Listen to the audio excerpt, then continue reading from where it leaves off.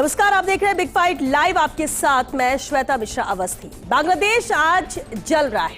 Nobel शांति पुरस्कार विजेता मोहम्मद यूनुस की सत्ता पर सवाल खड़े।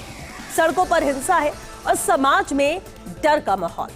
छात्र नेता शरीफ उस्मान हादी की मौत के बाद बवाल थमने का नाम ही नहीं ले रहा है। इस हत्या के बाद ढाका समेत कई इलाकों में तनाव और हिंसा भड़क उठी। शहर शहर तक अशांति फैल गई। बांग्लादेश में अल्पसंख्यकों, खासकर हिंदुओं को निशाना बनाया जा रहा है। बांग्लादेश के पूर्व पीएम शेख हसीना ने इसके लिए मौजूदा सरकार के कट्टरपंथ प्रेम को जिम्मेदार ठहराया है। हिंदू युवक दीपू चंद्र दास की मौत ने पूरे भारत को झकझोर क्यों दिया? इन सब के बीच एक ही सवाल पूछा जा रहा है कि आखिर उस हिंदू का गुनाह क्या था? क्या बांग्लादेश में कट्टरपंथ को खुली छूट मिल रही है या फिर बांग्लादेश के चुनावों को प्रभावित करने की कोशिश हो रही है? आज बात इसी खास मुद्दे पर।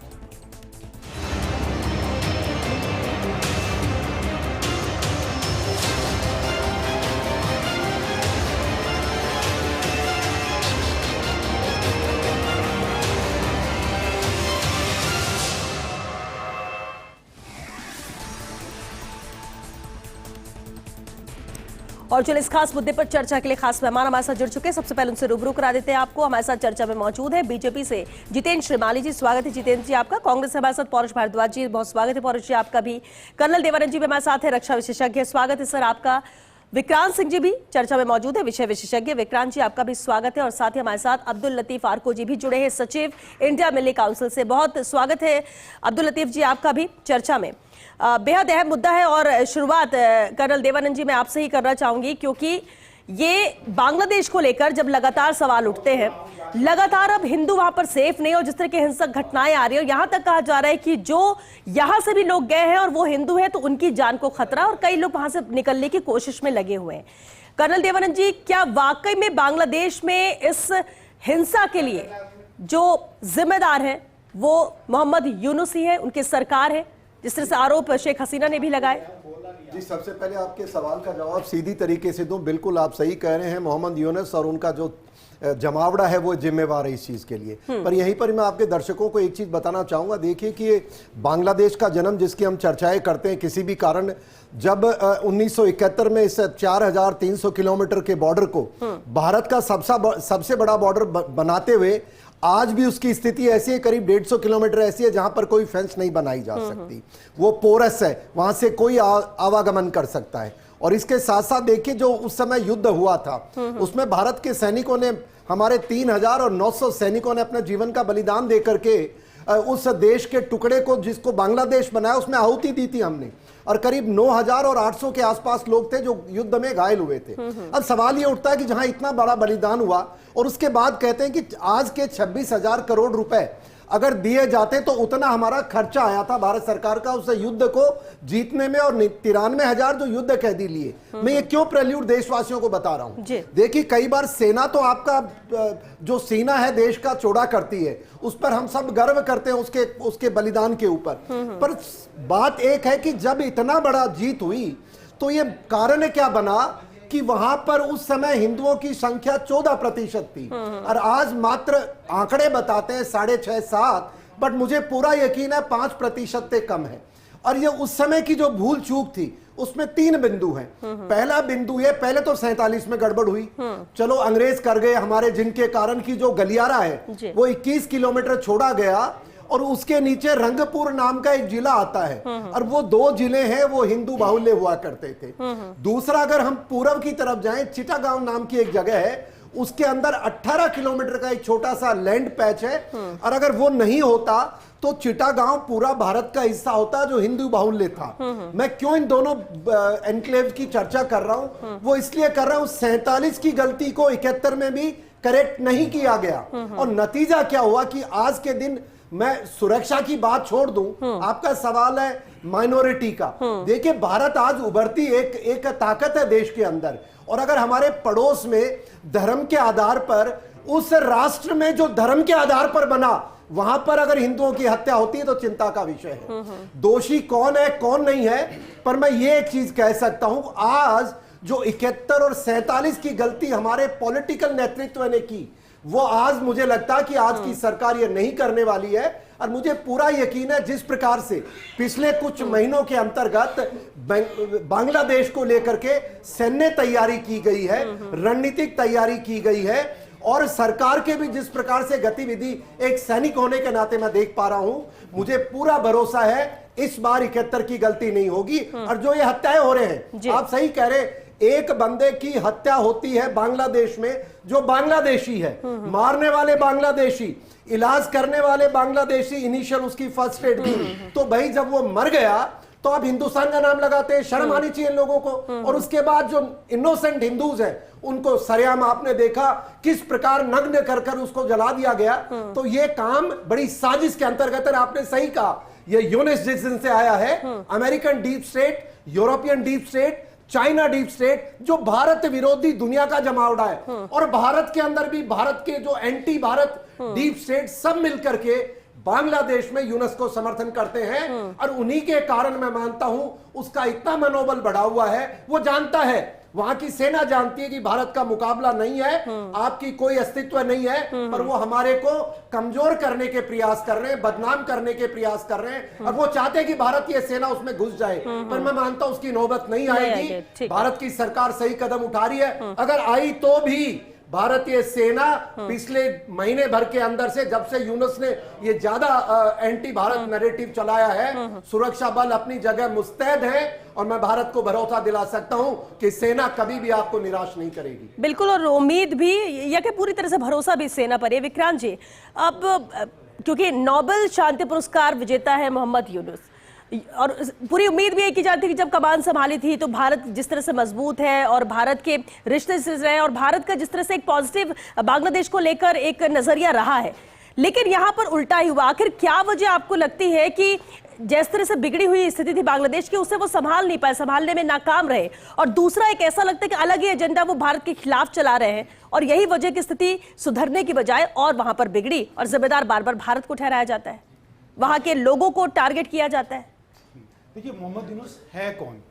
नोबेल प्राइज विनर होना एक उसकी जो आइडेंटिटी है उसको कवर अप करने का एक तरीका है। मोहम्मद यूनुस एग्जैक्टली है कौन?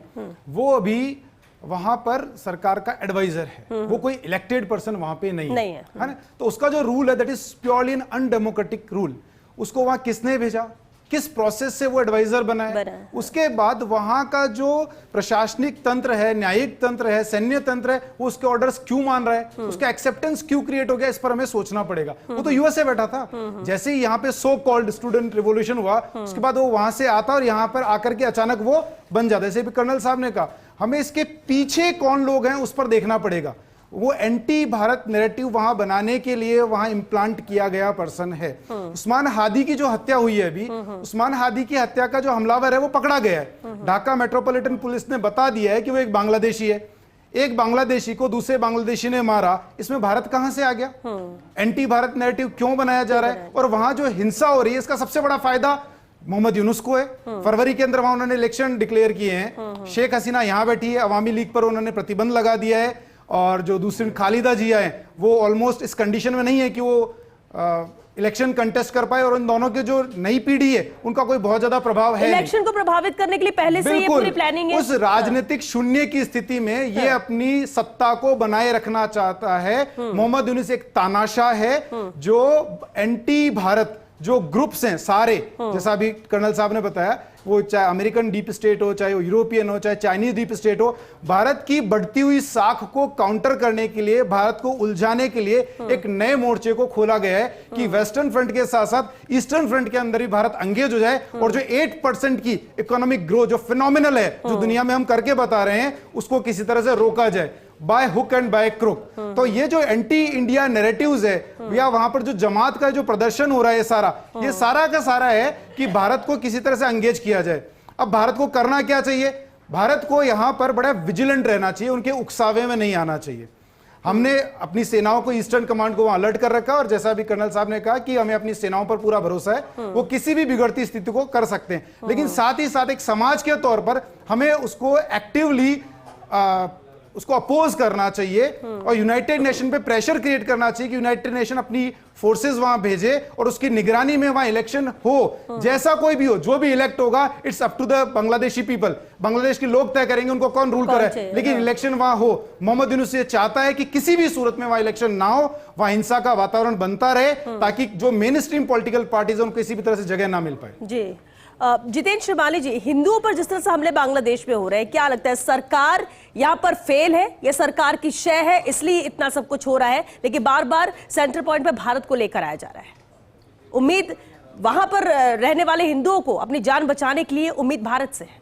देखिए, ये पूरे वर्ल्ड के अंदर ही इस प्रकार के हमने जब देखा है कि इस्लामिक कट्टरवाद और इस्लामी आतंकवाद, इन्होंने कई देशों की डेमोग्राफी चेंज करके और वहां पर उसको पूरी तरह से इस्लामीकरण करने की वो की है कोशिश, और ये पूरे वर्ल्ड के अंदर पिछले कई वर्षों से चल रहा है। ये जो अभी कर्नल साहब ने जिस प्रकार की बातें कही कि पिछली जो भारत देश में जो सरकारें थी, उन्होंने भारत और बांग्लादेश के जब इसका जन्म हुआ और जन्म के समय जो कमियां छोड़ी, आज उसका खामियाजा हम भुगत रहे हैं, वो तो एक अलग बात है ही है। बाकी ये तय बात मान के चलिए कि पूरे बांग्लादेश के अंदर जिस प्रकार से भी ये वो कर रहा है, उसके पीछे एकमात्र अगर कोई जिम्मेदार है तो वो है इस्लामिक आतंकवाद, इस्लामिक कट्टरवाद और उसी के द्वारा जन्मी हुई यूनुस सरकार, जो कि इस पूरे देश के अंदर, और आज ये देखिए हमारे देश के अंदर ही इस स्थिति के ऊपर दोहरा रुख अपना रहे हैं। हम एक तरफ तो मुंह से बोलते हैं दुनिया को दिखाना, हम हिंदुस्तान के लोगों के वोट लेने के लिए हमें बोलते हैं कि सब अल्पसंख्यकों के ऊपर अत्याचार हो रहा है बांग्लादेश के, एक तरफ तो ये बोल रहे हैं, और दूसरी तरफ भारत सरकार जो बांग्लादेशी तो यहां पर नागरिक बन के बैठ गए, यहां पर घुसपैठ कर रहे हैं, और उन घुसपैठियों को निकालने के लिए जब भारत सरकार कार्रवाई करती है तो हम उनका बचाव करते हैं। आप पश्चिम बंगाल के अंदर देखिए, ममता सरकार और पूरे देश के अंदर कांग्रेस ने जिस प्रकार से दोहरा रुख अपनाया है, वो पूरा देश इस बात को देख रहा है कि दोहरे रुख के आधार पे एक तरफ मुस्लिमों के वोट लेने की रणनीति अपनाना और केवल अपने आप को कहते हैं कि छदम धर्मनिरपेक्षता का चोला ओढ़ करके और यह कहना कि अल्पसंख्यकों, अरे भाई अल्पसंख्यकों के ऊपर अत्याचार हो रहा है, तो आप जिस प्रकार से आप यहाँ के अल्पसंख्यकों के लिए जिस प्रकार से कांग्रेस और उसके जो समर्थक लोग हैं वो रात को 12 बजे उठ करके भी और सुप्रीम कोर्ट तक जाकर के और जिस प्रकार से मानवाधिकार की बातें करते हैं, आज वो सारी बातें कहां चली गई? आज केवल मात्र स्टेटमेंट एक बार संसद में देकर के आप इस प्रकार से आप दोहरा रुख अपना रहे हैं। पूरा देश इस बात को देख रहा है। और मैं ये बात कह देता हूं कि जब जिस जगह के ऊपर हिंदू को कमजोर करने की कोशिश की है, वहां भी बांग्लादेश के भी जो हिंदू है उनके लिए एकमात्र आधार है वो ये है कि अपने आप को पूरी तरह से संगठित करें, पूरे देश अपनी पूरी तरह से संगठित होकर के अपने ताकत को वो वहां दिखावें, और भारत सरकार उनके लिए जो उनकी मदद के लिए जिस प्रकार की कार्रवाई कर रही है और उसके आगे भी करेगी, यह पूरी तरह से भारत सरकार का दृढ़ संकल्प है कि हम बांग्लादेश के जो अल्पसंख्यक हैं उनके साथ हम पूरी तरह से खड़े हैं, और पूरे वर्ल्ड के अंदर हम इस्लामिक आतंकवाद और इस्लामिक कट्टरवाद के खिलाफ हम पूरी तरह से करें। और यहाँ के मैं आपके चैनल के माध्यम से नागरिकों को भी कहना चाहता हूँ कि हम सोशल मीडिया के माध्यम से हम पूरी तरह से इस बात के ऊपर एक पूरे देश में माहौल बनावे कि जो बांग्लादेश में हो रहा है वो पूरी तरह से बैन होना चाहिए और इस्लामिक आतंकवाद के ऊपर रोक लगनी चाहिए।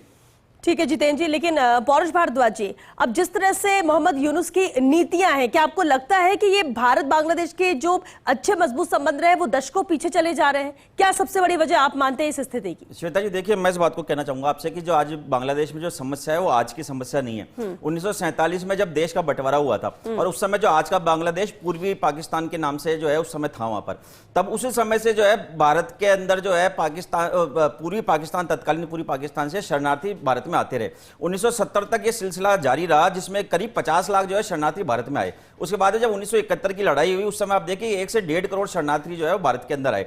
भारत सरकार ने आज के जब तख्ता पलट हुआ बांग्लादेश में, आपको ध्यान होगा श्वेता जी कि पाकिस्तान, बांग्लादेश के बड़ी संख्या में हिंदू हमारी सीमाओं पर आकर के खड़े हो रहे थे कि भाई हमें भारत में आने दो, परंतु इसी भारतीय जनता पार्टी की सरकार थी, इसी भारतीय जनता पार्टी के अर्धसैनिक बल थे कि जिन्होंने सीमाओं पे हिंदुओं को मरने के लिए छोड़ दिया, बांग्लादेश के हिंदुओं को जो है भारत में एंट्री नहीं दी। और इसके विपरीत जब हमारी सरकार थी और हमारी सरकार के ये देखिए 20 में नहीं, देखिए श्वेता जी भारतीय जनता पार्टी के सारे प्रवक्ताओं को नहीं, मैंने शांति से सुनिए, भारतीय जनता पार्टी के प्रवक्ताओं की, भारतीय जनता पार्टी के प्रॉक्सी प्रवक्ताओं की ये इनकी नीति है, ये इनकी सच्चाई सामने सामने आई है एक कि सेकंड, मैंने एक सेकंड, सच्ची जगह जितेंद्र प्रहार किया वापस है और ये लोग जो है अब सच्चाई सुन के नहीं, लेकिन नहीं पौरुष जी नहीं एक मिनट रुके नहीं आपको दे रही हूँ मैं पूरा टाइम, लेकिन आपने जो बात की उसी में मेरा सवाल है। आपने कहा आपने एक मिनट सुनिए नहीं पहले मेरी बात सुन लीजिए। आपकी बात पर ही ये सवाल है और आपसे ही जवाब है, मैं कहीं और नहीं जा रही हूँ दूसरे गेस्ट के पास। आपने भी कहा हिंदू सब बॉर्डर पर आ गए, ये सरकार ने उन्हें मरने के लिए छोड़ दिया। अच्छा एक बात बताइए, बांग्लादेश के सभी हिंदू भारत में आएंगे तो क्या भारत के सभी मुसलमान को बाहर भेज देंगे? देखिए ऐसा तो नहीं है। ये सवाल क्यों होगा? मुझे लगता है कि आपके दर्शकों के माध्यम से भारतीय जनता पार्टी के प्रवक्ता, भारतीय जनता पार्टी के प्रॉक्सी प्रवक्ता, इनकी नीति, इनकी बॉडी लैंग्वेज से आपके माध्यम से सामने जा रही है कि आपकी बात से सहमति दर्शा रहे। मैं इसी बात को आपसे कहना चाहूंगा कि भारत के अंदर एक CAA करके कानून पास हुआ था। CAA कानून के अंदर संसद में यह बात कही गई थी कि भाई आसपास के जितने भी देशों के हिंदू हैं जो प्रताड़ित हैं, वो अगर अपने देशों में प्रताड़ित होते हैं तो उनको भारत में बुला करके भारत की नागरिकता दी जाएगी। मैं आपसे इस बात को पूछता हूँ कि क्या CAA कानून खाली जहाँ पे प्रोपेगेंडा रचने के लिए दिया गया था? क्या बांग्लादेश के हिंदुओं को जिस प्रकार से हमारी सरकार ने 1947 से लेकर 1970 तक 50 लाख, ठीक है, चलिए एक जवाब ले लेते हैं।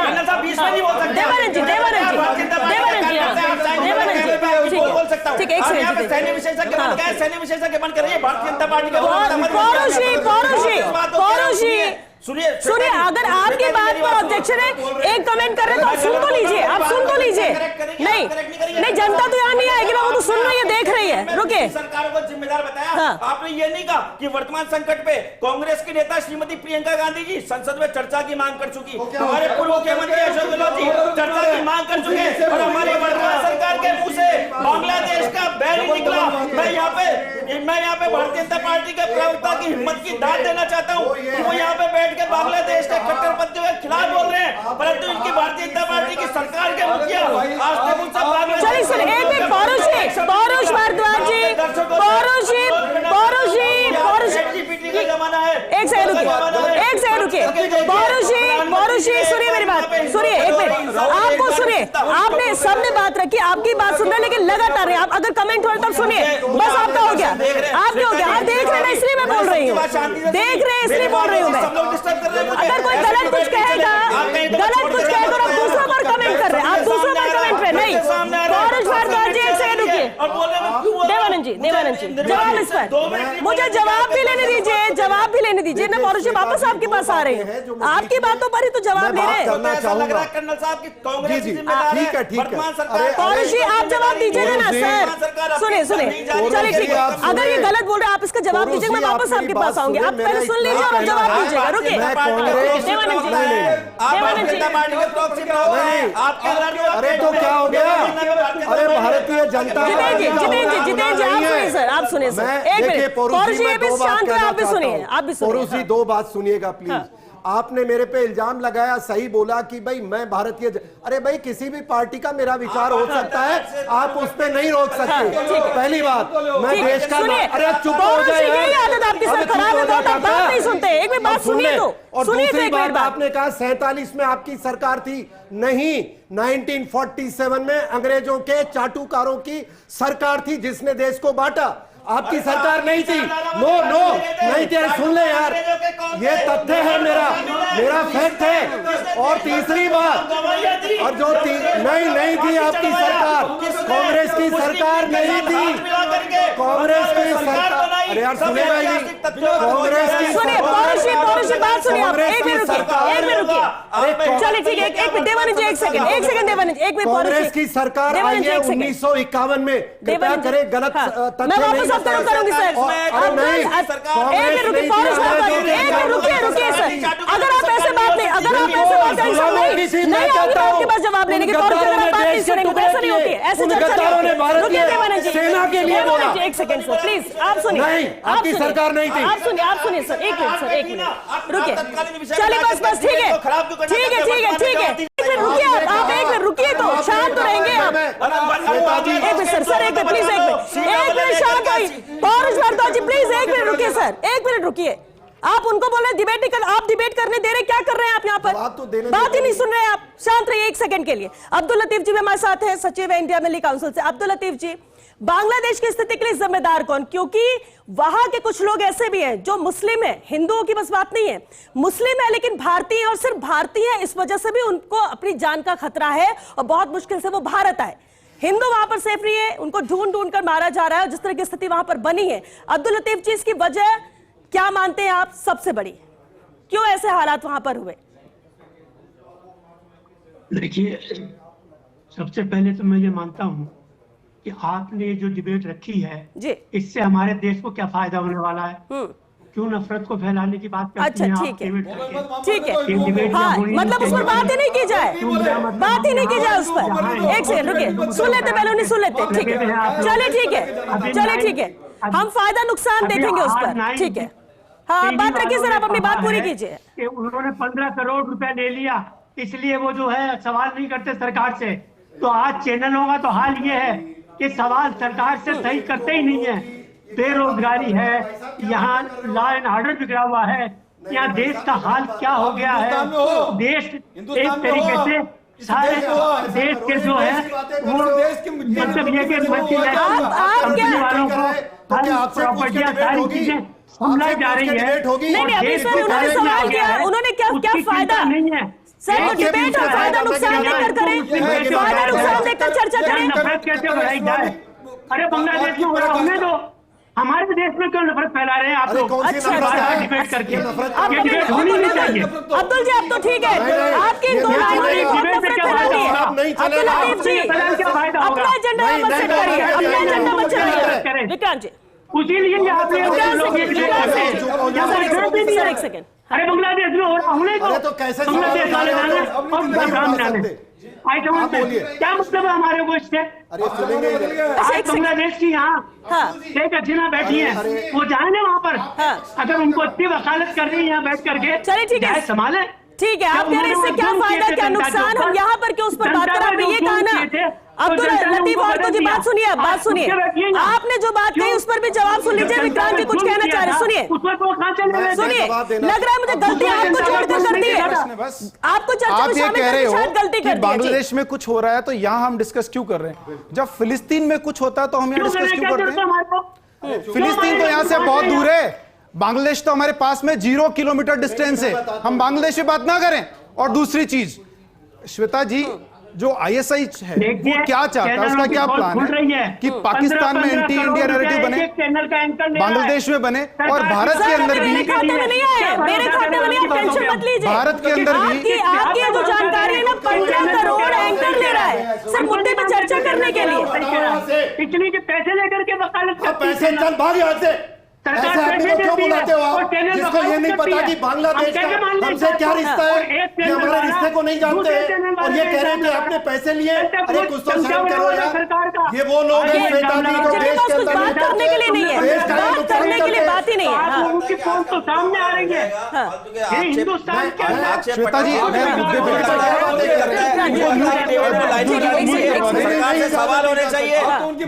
अरे मैं उनकी बात नहीं बोल रहा, मैं तो बात कर रहा हूँ आजादी से पहले हिंदू महासभा और मुस्लिम लीग ने भी मिलकर स्थिति बनाई थी। पहले आप लोग सुनने दीजिए, एक मिनट महासभा और मुस्लिम लीग ने बनाई थी आजादी के सुनिए, शांत होइए आप, एक मिनट शांत होइए। जनता पूरी तरह जान गई है कि मीडिया जो है सरकार से पैसे लेती है। अच्छा। और सरकार अरे के ओ भाई, बनाती है। शर्म कर। जो सरकार कहती है वो करती अरे है। श्वेता जी, पब्लिक के लिए मीडिया सवाल नहीं करती अरे कुछ सरकार शर्म से। करो। और पब्लिक ये का क्या हाल हो रहा है, इसके ये लिए सरकार पब्लिक के वो लिए है सवाल जिसने सर, मुझे आपके बात, एक मिनट सर, क्या मुद्दा बातें देखिए, कर एक मिनट, रहे हैं? एक मीडिया पे मिनट, कैसे लांछन जो लगा रहे हो? टाइटल है ना देवानंद जी, टाइटल देखिए ना, बांग्लादेश में हिंदू सेफ नहीं, और जहां हिंदुओं की बात आती है अब्दुल लतीफ फारको जी को बहुत गुस्सा आता है, और हर डिबेट में आता है। ये आपका रिकॉर्ड है, ये आपका रिकॉर्ड है। कोई मुसलमान को लेकर इस तरह से बात नहीं करता है, हम दोनों को लेकर बात कर रहे हैं। मेरा सवाल आपसे यही था कि सिर्फ भारतीय होने पर ऐसा हो रहा है, और भारतीय मुसलमान भी है, जो मुसलमान भारत से भाग गया उसके साथ भी ऐसा हो रहा है, लेकिन आपको वो नहीं दिखता। आपको हिंदू की सेफ रहने की बात आ रही है कि हिंदू बात सुरक्षित नहीं है, आपको गुस्सा आने लगता है। आप मीडिया को बोले, आप सरकार को बोलिए, सब पैसे लेके डिबेट करेंगे। श्वेता जी, बेकार की बातें मत करिए सर, बेकार की बातें मत करिए। नहीं बात कर रही है, आपको तथ्य नहीं है, पॉइंट नहीं है, तो मत चर्चा करिए, आप मत करिए, श्वेता जी, शांत बैठ जाइए। आप मुझे इजाजत चलिए, दें, बिल्कुल। आपको मैं जवाब देता हूँ। देवानंद बात जी। सुनिए, आप जो भी हैं, आप सरेआम टीवी पर इल्जाम लगा रहे हैं कि मीडिया पैसे लेकर के डिबेट कराता है। भैया माफ करो, ऐसे लोग हमें नहीं चाहिए डिबेट में। दूसरी बात, आपने कहा बांग्लादेश से हमारा क्या रिश्ता है। बांग्लादेश से हमारा रिश्ता यह है, हमारे भारत की वो भूमि थी आज से 80 वर्ष पूर्व, जिसको गद्दारों ने भारत माता के टुकड़े किए, और 71 के अंदर उससे बड़े गद्दार थे जिन्होंने मां भारती के 4000 सैनिकों का बलिदान करवाया। और उसके बाद भी हमारी उस भूमि को, अरे 93,000 93,000 किसने पश्चिम बंगाल में सरकार बनाई? अरे सुन ले भाई, भारतीय जनता पार्टी के प्रवक्ता की तरह बात मत कीजिए यहाँ पर। उन्होंने जो किया वो गलत किया।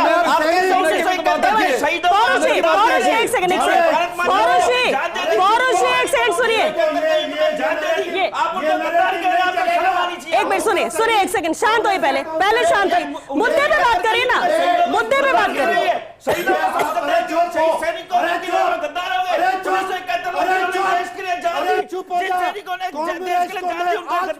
बताइए मुझे। और ये लोग जो कह रहे हैं ना 4000 सैनिकों के बलिदान को, अगर ये कह रहे हैं कि वो बलिदान सही था, तो क्यों बांग्लादेश के अंदर हम भुगत रहे हैं? आज क्यों भुगत रहे? जवाब दो कोई मुझे, ऐसे जवाब नहीं चलेगा।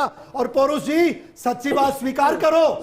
मैं आपको क्या कह रहा हूं, मैं बिल्कुल, अगर 71 के गद्दारों ने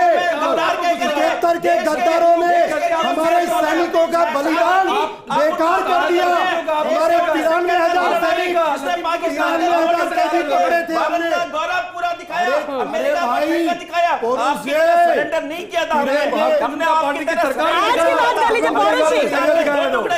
पौरुष जी एक सेकंड, एक बार देवानंद जी एक सेकंड सर, देवानंद जी एक सेकंड सर, एक मिनट इनको इनके जवाब दे। पौरुष जी एक सेकंड, रुकिए सर, एक सेकंड आप एक मिनट रुकिए। मैं कह रहा हूं मरवा दिया, खुद भी सैनिक रहे। शांत हो जाइए प्लीज, शांत हो जाइए। दूसरी बात ये, वो भी सैनिक रहे, सैनिक को सैनिक गाली देगा, सैनिक को सैनिक गाली देगा। नहीं, मैंने तो नहीं सुना। और एक मिनट रुकिए, आज की बात कर लीजिए आप। नहीं, आप 71 में अटके रहिए, आप 71 में अटके रहिए। कह रहा हूं मैं बोलूंगा, 1971 में किसने गद्दारी करी देश के साथ, बताइए। अरे कांग्रेस जी क्यों लगी? आपको देश की क्यों लगी?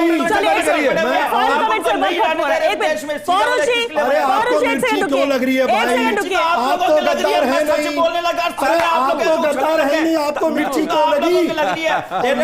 कर्नल साहब, बीजेपी प्रवक्ता नहीं बनाने वाली, बड़े बड़े लोग आज हम 2025 की बात कर रहे हैं, यहाँ बांग्लादेश की स्थिति की बात कर रहे हैं। क्यों बार बार सुई 71 में अटक जाती है?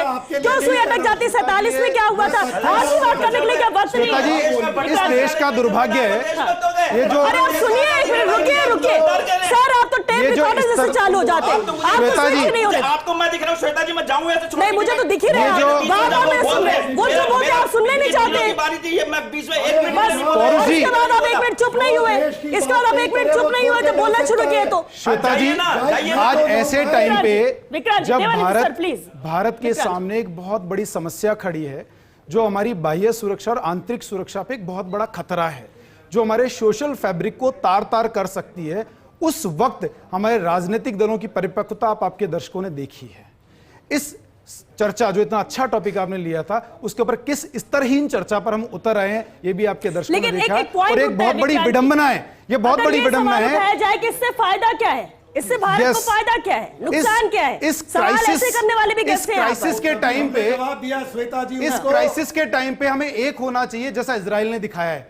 जब भी क्राइसिस होता है, अगर देश एक होता है तो हम मुंह तोड़ जवाब दे सकते हैं, लेकिन यहाँ के हालात क्या है, आज आपके स्टूडियो में इस पूरे देश के दर्शकों ने देखा है। भारतीय और ये देश का दुर्भाग्य है, भारत सरकार से निवेदन दुर्भाग्य है इस देश में कांग्रेस जैसा देशद्रोही दल है, और ये देशद्रोही लोग भारत की सुरक्षा पर किसी भी चर्चा को घुसपैठियों के साथ रहेंगे। उनका एक ही काम है, चलिए ठीक है, आप लोगों को जो कह रहा था आपने कह दिया, वो वक्त खत्म हो गया सर, पाकिस्तान खत्म हो गया। और शुक्रिया पौरुष जी, शुक्रिया आप सभी का, बहुत शुक्रिया इस चर्चा में शामिल होने के लिए। बांग्लादेश में हिंदू सेफ नहीं है, क्या तस्वीर वहां से निकल आई, एक एक तस्वीर हर कोई जानता है। और ये आज की बात नहीं, कई महीनों से हालात, और हालात बद से बदतर होते जा रहे हैं। अगर हिंदुओं को वहां मारा बेवजह जा रहा है और सिर्फ इस वजह से कि वो भारत से और वो भारतीय है, तो क्या हमारा फर्ज नहीं बनता स्टैंड लेना? क्या सरकार का नहीं बनता है? क्या हम उस पर बात नहीं करेंगे? और दूसरी बात यह कि वहां पर हिंदू से ज्यादा भारतीय अगर आप हैं तो उसका गुस्सा निकल रहा है। क्यों? क्या गलती क्या है? यहां पर सिर्फ भारत के होने की वजह से गलती है। और अगर जब भारत की बात आती है, भारतीयता पर सवाल उठता है, भारतीय नागरिक पर कुछ होता है, तो यहां पर हिंदू मुस्लिम नहीं देखना चाहिए। यहां पर आपको देखिए, हमारे देश का नागरिक है, वहां पर उसके साथ गलत हो रहा है तो हम सब साथ खड़े, लेकिन नहीं, वहां बांग्लादेश में कुछ हो रहा है तो भारत को क्या करना है? हमें क्या फायदा, हमें क्या नुकसान? हिंदू मुस्लिम हम करेंगे, हिंदू से ज्यादा अगर मुस्लिमों को लेकर एक दो लोग ऐसे कमेंट करेंगे जैसे अभी और साहब आप कर रहे थे, तो ऐसे में ही सभी मुस्लिम बदनाम होते हैं और सभी को उसी चश्मे उसी नजरिए से देखा जाता है। इसलिए कम से कम थोड़ी सोच बदलने की जरूरत है। और फिर आप ये मत देखिए कि हमारे घर में नहीं हो रहा है, पड़ोस में हो रहा है। पड़ोस में भी हो रहा है तो हमें उस आग को बुझाना होगा कल को, इससे पहले कि वो आग हमारे घर तक पहुंच जाए। ये सोचने की जरूरत है। चलिए इसी के साथ बिग फाइट लाइव में आज के लिए बस इतना ही। नमस्कार।